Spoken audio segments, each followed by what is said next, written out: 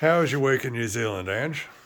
Oh, well, it was quite an interesting week that both yourself, me, and Paul went over to initially to check out sprinklers and hopefully see a few farms. But the most striking thing for me was when you go over the ditch, you initially have got to get over the ridge going into Christchurch, into the Canterbury Plains. I'd done that numerous times 15 to 20 years ago, looking at the patchwork quilt, and I just always was mesmerised by how beautiful it looked. All those paddocks, they were green, they were always lush. It was just fabulous. The most striking thing for us was the first glance up the window. I thought, geez, the place looks sick. That South Island looked sick. The grass was yellow. You could see all sorts of deficiencies.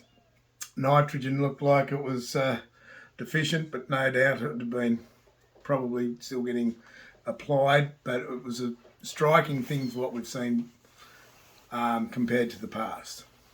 Okay, well, we then jumped on the plane after arriving and ducked down to Dunedin, which was the initial part of the trip, was to meet Stu, who invented these fixed irrigation sprinklers that could go wider apart, which was what we were keen about. But of course, he took us to his demo farm, which interestingly enough for us was a farm that was only using their own freshly made kelp extract, where they got kelp off the beach and made a bit of an extract. They were applying fish, and they had their own quarry, which would have been delivering a bit of silicon and a few other nutrients and biology, of course. But I thought, gee, well, their pastures look good. They're beautiful clover, beautiful grass, and it was quite a contrast to what we'd seen on the plains. So that was great. That was the end of that day. We then headed back up to Ashburton,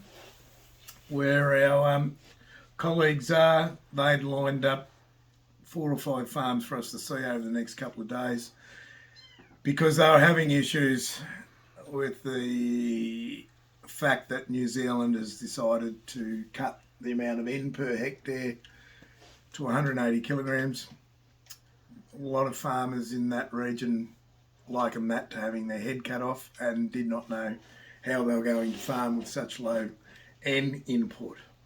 So the first farm we went to was a farmer I'd seen, 10, 15 years ago. He had beautiful grass. His grass was just, his farm and his soil was unbelievable. It was yellow. He wasn't convinced that trying a biological approach where you'd have a look at the whole periodic table and apply something, he thought that didn't make sense, but he couldn't move away from what he knew, which is basically only apply urea. And his farm had gone to concrete. We could not get the spade into his soil more than half a centimetre, which just shocked me. Compared to what I had seen 10 years ago, I was in disbelief. We went on to 2 or 3 more farms who were doing the same sort of little panic about how they're going to survive with all the new rules and regulations.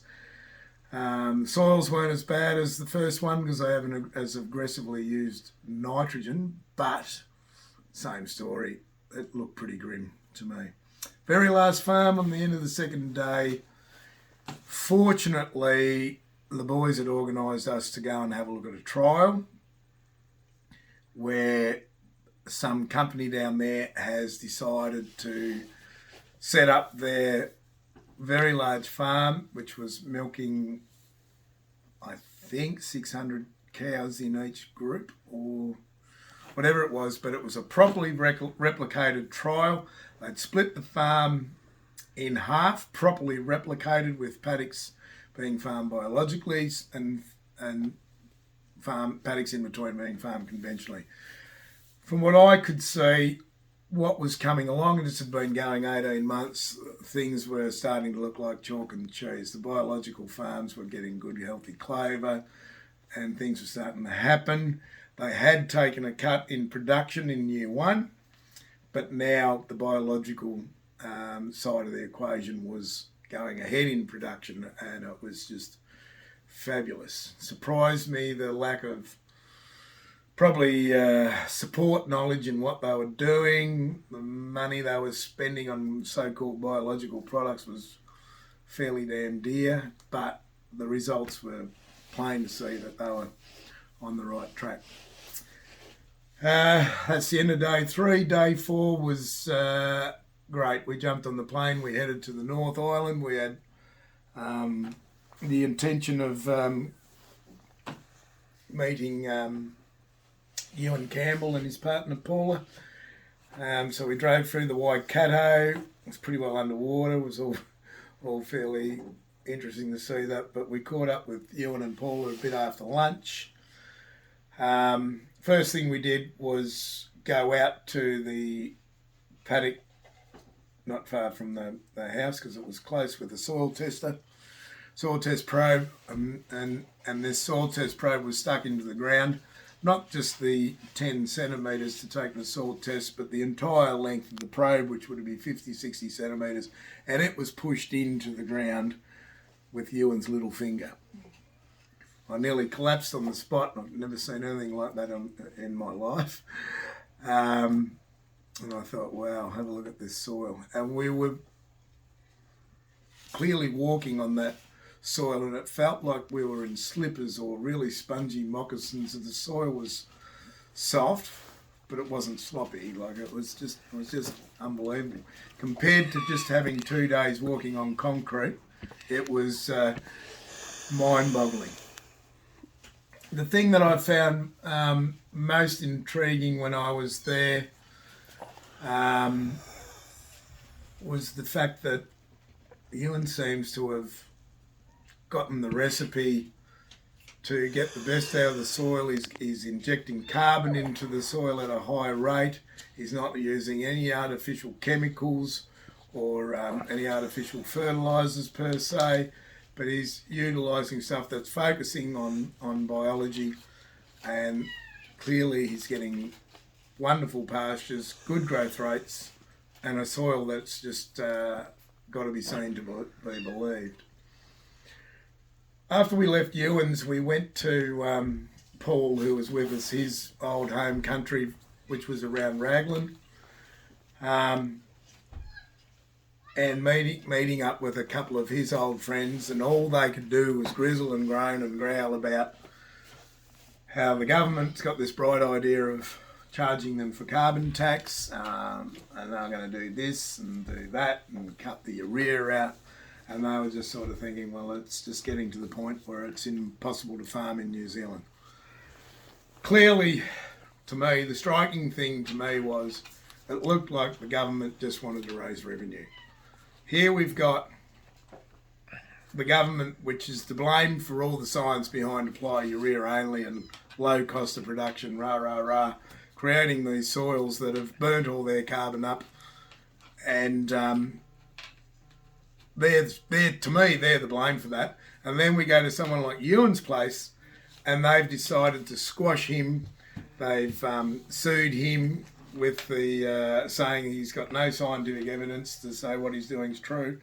But his farm and soil was chalk and cheese compared to these farms, which the fertiliser companies and the government are to blame for converting to concrete.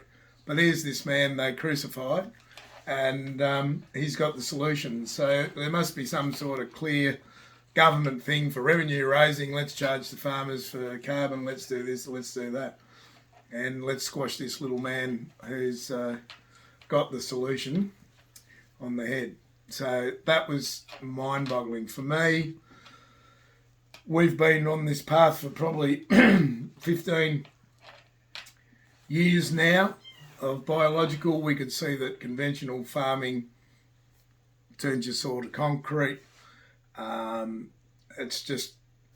It was just no good where we had got to, and we've been battling for 15 years to biologically. We've gone organic, and we're growing some really good pasture and that now, but we just thought, well, there's just something else missing. I've always thought that silicon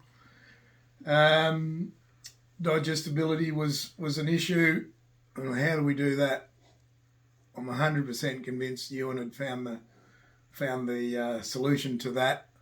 And for us to polish off where we're at with Ewan's help, I think we can really grow some tucker and sequester a huge amount of carbon into the soil. So it was a great week. I'm very confused about the motive of the New Zealand government and what they're trying to do with farmers, but here's a man who doesn't need nitrogen to grow probably more grass than the people who do use it, and yet they squashed him.